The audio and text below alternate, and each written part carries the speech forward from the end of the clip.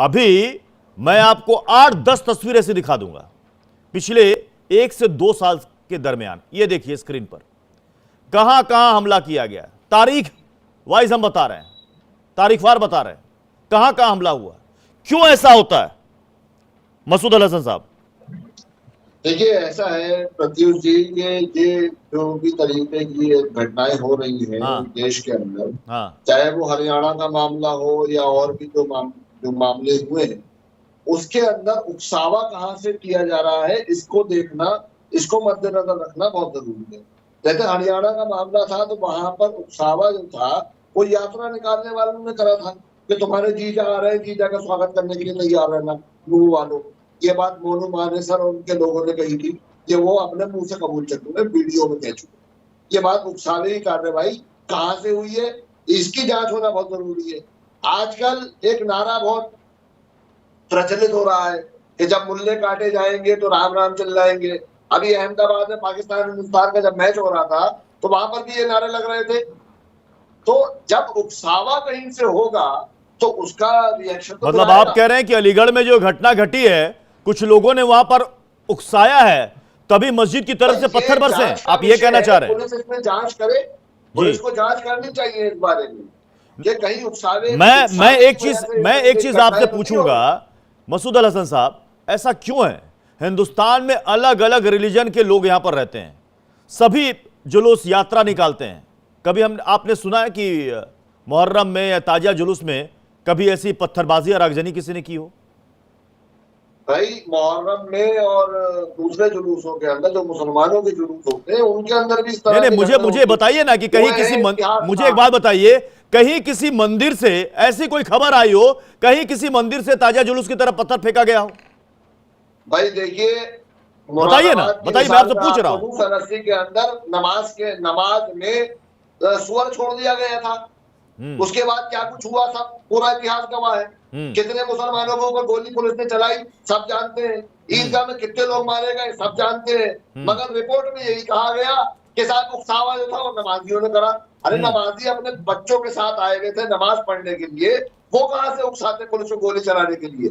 जब तुम सुअर छोड़ोगे तो जाहिर सी बात है दूसरा आदमी जो है वो उसको जब नापाक समझता है। यानी आप ये कहना चाह रहे हैं कि ताजिया जुलूस में भी कुछ लोग चले आते हैं वहां पर पत्थर बरसाने, यही आप कहना चाह रहे हैं? ये घटनाएं 2014 के बाद से दुगनी रफ्तार से बढ़ी हैं पंडित अजय गौतम। 2014 के बाद से ये कह रहे हैं सब कुछ उकसावे की वजह से होता है, अगर एक पक्ष दूसरे को ना उकसाए तो कहीं कुछ नहीं होगा। देखिए प्रत्युष भाई, मैं बहुत साफ सी बात कहता हूं, जब तक हिंदू इजराइल से प्रेरणा लेकर पत्थर का जवाब गोली से और गोली का जवाब बम से देना नहीं सीखेगा, इस देश में इसी तरीके की घटनाएं बढ़ती रहेंगी। और जिस दिन हिंदुओं ने पत्थर पत्थर का जवाब गोली से देना, फिर वही बात नहीं अजय गौतम जी, अगर आप बोलिएगा कि गोली का जवाब इससे दोगे फिर आप उकसावे वाली बात हो जाएगी। मैं बता दूं दर्शकों को बता दूं कि सबका हिसाब होगा में ये जो राय रखी जा रही है मेहमानों की तरफ से, इनकी निजी राय है, मुझे हमारा इनसे कोई लेना देना नहीं है। मैं इनसे अपील यही करूंगा जी कोई उकसावा, कोई भड़काऊ, कोई इस तरह के बयान आप आत्मरक्षा का अधिकार नहीं है, मुझे बताइए। नहीं, आप कहिएगा गोली चलेंगे तो बम चलेंगे, हम बम चलाएंगे, ये सब नहीं चलेगा साहब। संविधान क्या मुझे आत्मरक्षा का अधिकार नहीं देता? जिस दिन पत्थर का जवाब गोली से चले मिलना शुरू हो गया ना, ये जितने आतंकवादी राम मंदिर पे राम के उस पर पत्थर चला रहे हैं, ये बिलों में छुप जाएंगे, मैं आपको बता रहा हूं। इसमें से एक भी नहीं निकलेगा, इसमें से एक भी नहीं निकलेगा। अरे अब भाई अपनी बारी का इंतजार करो ना, बोल लिए ना, तकरीर नहीं हो रही है ये जुम्मे की, सुन लो दूसरों को भी। और रही बात दूसरी, मैं इसमें मुसलमानों की गलती नहीं मानता कि ये चाहे अलीगढ़ की बात हो, कानपुर की बात हो, नूह मेवात की बात हो, कि ये जितने भी हिंदुओं की धार्मिक यात्राएं निकलती है उसमें पत्थर मारते हैं, मैं इसमें इनकी गलती नहीं मानता, क्योंकि कारण इसके पीछे हमें समझना पड़ेगा। जिस तरीके से इनको शिक्षा और तरबियत दी जाती है उसके अंदर यह है कि दूसरा धर्म आपको जब भी दिखे उसके ऊपर, चाहे वो सिखों की बात हो, चाहे वो हिंदुओं की बात हो, या और किसी धर्म की बात हो, या क्रिश्चियनों की बात हो, आप उन पे प्रहार करिए, पत्थर मारिए। तो ये, और जब कोई ना मिले तो आपस में लड़िए, फिर शिया सुन्नी लड़िए, फिर बरेलवी और देहलवी लड़िए, फिर बरेलवी और देवबंदी लड़िए। तो ये इनकी तबीयत का हिस्सा है, ये इनकी शिक्षा का हिस्सा है। ये बिना लड़े चैन से बैठ ही नहीं सकते। ये इनके ऐब के अंदर है। ये हाजी भाई, शूद्रों से लड़ नहीं नहीं हाजी भाई रिएक्ट करना चाह रहे हैं। शूद्रों को बुरा समझ रहा हाजी है, भाई लड़ाई झगड़े सारे तुम्हारे। आ रहा हूं, मैं दोबारा आ रहा हूं आपके पास। मसूद अल हसन साहब मैं आपके पास आऊंगा। चिंता मत करो, इजराइल वाला फार्मूला हिंदुस्तान में आएगा। हाजी भाई इजराइल वाला फार्मूला हिंदुस्तान में आएगा। अब देखिए पृथ्वी जी, सबसे पहले तो मैं ये कहूंगा कि ये चाहे वालीगढ़ में आपके हो, चैनल पे किस तरीके की बातें करी गई, जहां तो शांति की बातें होनी चाहिए, वहीं हिंदुस्तान इन्होंने में कहा सबसे ईंट का पहले जवाब गोली हिंदुस्तान से। को अगर यानी कि आगे ले सालों जाना है पहले तो भारत अमन के की अंदर बात करनी होगी। तुम मेरे हिंदुस्तान जुलूस में में पत्थर भाईचारे की चलाओ, बात करें। मैं आत्मरक्षा और की ये बात ऐसे भी ना लोग करूं। गौतम जी जैसे को तुम सुप्रीम राम कोर्ट का आदेश है कि राम यात्रा पे, गिरफ्तार तुम भगवान शिव की यात्रा पे, तुम भगवान शिव की यात्रा पे चारों तरफ से घेर के गोलियां चलाओ। मैं आत्मरक्षा की बात करता हूं तो उकसा रहा हूं। तुम निर्दोष बच्चों पे गोलियां चलाओ तो तुम क्या कर रहे हो? मैं ये कह रहा हूं कि इस मुल्क की तबाही के जिम्मेदार गौतम जी जैसे लोग होंगे, और जो पत्थर फेंक रहे हैं वो होंगे। इजराइल याद रखो। अरे सुन लो, इजराइल को, इजराइल की पॉलिसी फॉलो करने वालों सुन लो। आत्मरक्षा के लिए, आत्मरक्षा के लिए हिंदू सब कुछ करेगा। अपनी आप आत्मरक्षा कभी के भी लिए, आत्मरक्षा अपनी नहीं कर धर्म पाए। की रक्षा आप के लिए दिलों इजराइल में, वाला आप फार्मूला दिलों आएगा। में आज देखिए, लबों पर गुलाब रखने वाले हो। आप झूठ बोलकर देश को अफरा तफरी की तरफ ले जाने वाले हो। मैंने कहा था, आप भाईचारा मैंने नहीं कहा था चाहते हो। मैंने कहा आप था राम दरबार पर गोली मुसलमानी चलाओ। हम देश मैंने के कहा था मेवात में अल्लामा गोली इकबाल चलाओ। ने कहा था, मैंने कहा था 27 पुलिस वालों को गोलियां सुनिए, मारो। इनकी बारी है, मेरी बारी है। बोलने सर, दीजिए, इनकी बोलने बारी है, दीजिए, इन्हें बोलने चिल्लाने नहीं, आपकी वालों बारी है, को बोलिए, बोलिए, बोलिए, मैं कह बोलिए। रहा हूं कि हिंदुस्तान में रहने वाले 97% हिंदुस्तान के हिंदुओं से कन्वर्टेड हो गए मुसलमान हैं। और रामचंद्र जी हिंदुस्तान के पुरखों में सारे लोगों के, हिंदुस्तान में जब अभी भाई मेरे कह रहे थे कि हिंदुस्तान में, इसी को अल्लामा इकबाल ने कहा था कि है राम के वजूद पे हिंदुस्तान को नाज, अहले नजर समझते हैं इनको इमाम हिंद, हिंदुस्तान के नंबर 1 की शख्सियत है। और आप तो उसकी फिर तौहीन करते हैं। लेकिन हाजिक भाई आपकी बात ये पत्थर बरसाने वाले कौन है ये लोग? मैं कहता हूं आतंकवादियों की और बात एक करो। नहीं, दो नहीं, मैंने 8 तस्वीर, फिर दिखाइएगा 8 तस्वीर जरा, फिर दिखाइएगा। आप कितनों को समझाइएगा और क्यों ये कर रहे हैं ऐसा? क्या प्रॉब्लम है, दिक्कत क्या है इनको? आप बिहार देख लीजिए, हरियाणा देख लीजिए, पश्चिम बंगाल देख लीजिए, महाराष्ट्र देख लीजिए, गुजरात देख लीजिए, उत्तर प्रदेश देख लीजिए, कहां कहां की घटना मैं आपको बताऊं। देखिए पृथ्वी जी, बताइए ना, कौन है ये लोग, कहां से पत्थर बरसा रहे हैं, क्या इनको प्रॉब्लम है? मस्जिद से, अगर मदरसे से। अगर अगर कहीं से कोई शोभा यात्रा निकल रही है, रामनवमी में निकल रही है, अगर मान लीजिए शिव जी की बारात निकल रही है, राम जी की बारात निकल रही है, ब्रजमंडल यात्रा निकल रही है, अचानक से पत्थर बरसने लगते हैं। देखिए क्यों साहब, क्यों, किस लिए?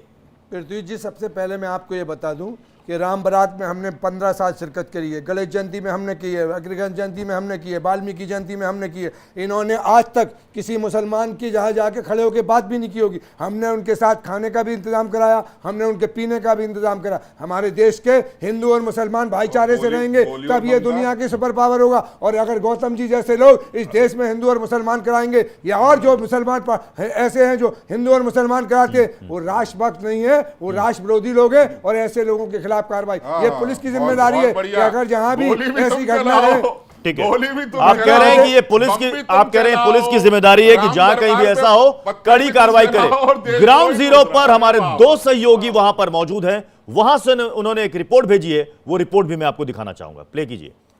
मौजूद है अलीगढ़ के चंडौस में, और ये वही इलाका है जहां पर कल देर रात श्री राम बारात पर पथराव हुआ था। ये जो इलाका मेरे कैमरा पर्सन शिवली आपको दिखा रहे हैं, यहां से श्री राम बारात जो है वो मस्जिद के सामने से निकल रही थी, और अचानक 2 समुदाय के लोग आमने सामने आ जाते हैं। और उसी दौरान यहां पर श्री राम बारात जो लोग निकाल रहे थे उनके ऊपर पथराव कर दिया जाता है। इस पूरी घटना में एक व्यक्ति घायल हुआ, जिसका निजी अस्पताल में इलाज चल रहा है। अगर हम एहतियातन यहां पर बात करें तो आप देख सकते हैं यहां पर भारी संख्या में जो पुलिस बल है उसको तैनात किया गया है। पीएसी तैनात है, पैरामिलिट्री फोर्सेस के जो जवान हैं वो डिप्लॉय किए गए हैं, साथ ही लोकल पुलिस जो है वो यहां पर मौजूद है। हम बात करें इस पूरे मामले में, जो यहां के एसएसपी हैं कलानिधि नैथानी, वो मौके पर पहुंचे और हालात का जायजा लिया, और इस पूरे मामले में एक व्यक्ति को गिरफ्तार किया गया है और उस व्यक्ति से लगातार पूछताछ चल रही है। बहरहाल अगर हम ताजा सिचुएशन की यहां पर बात करें तो यहां पर फिलहाल जो शांति है और पूरे इलाके में इस वक्त पुलिस फोर्स तैनात है। नाजिम खान, पुलिस को अपना काम करना है, पुलिस तो अपना काम करेगी, एक्शन करेगी, लेकिन जब एक्शन होगा तो फिर कई लोग चिल्लाएंगे कि मुसलमानों को टारगेट किया जा रहा है। ये दोनों चीजें कैसे चलेंगी एक साथ? पृथ्वी जी देखिए, सबसे पहले तो मैं ये कहना चाहूंगा कि अभी आपने कहा कि प्रशासन अपना काम कर रहा है। जब तक गौतम जी जैसे लोग अगर भारत के अंदर मौजूद हैं तो इजराइल को लाकर भारत के अंदर मुसलमानों पे गोली मारने वाली बातें करते हैं। किस तरीके की बातें इन्होंने करी, इसका मतलब यह है कि इनको संविधान पे भरोसा नहीं है। ये चाहते हैं कि भारत के अंदर आतंकवाद फैले और गौतम जी उस आतंकवाद को बढ़ावा दे रहे हैं, जबकि इनको इस तरह की बातें नहीं करनी चाहिए।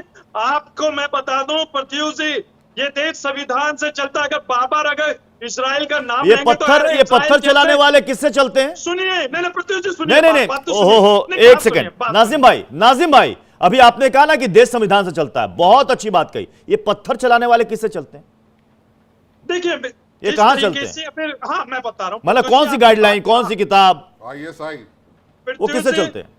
पृथ्वी जी मेरी बात तो सुनिए। जब ये कहते हैं कि जो वो पत्थरबाजी जो होती है, मैं कहना चाहता हूँ कि हमारा प्रशासन इतना अलर्ट होता है, ड्रोन कैमरे होते हैं, ड्रोन कैमरे, नहीं गौतम जी बात सुनिए पहले पूरी। ड्रोन कैमरे होते हैं, ड्रोन कैमरे से निगरानी रखी जाती है कि वो पत्थर कहाँ रखे गए, किसने रखे गए। लेकिन बाद में जब आते हैं कि पत्थर फेंके गए, वो पत्थर कहाँ से आते, क्या उस चीज पे हमारा प्रशासन ध्यान नहीं देता। लेकिन मैं ये कहता हूँ कि देश के अंदर अमन व सुकून होना चाहिए।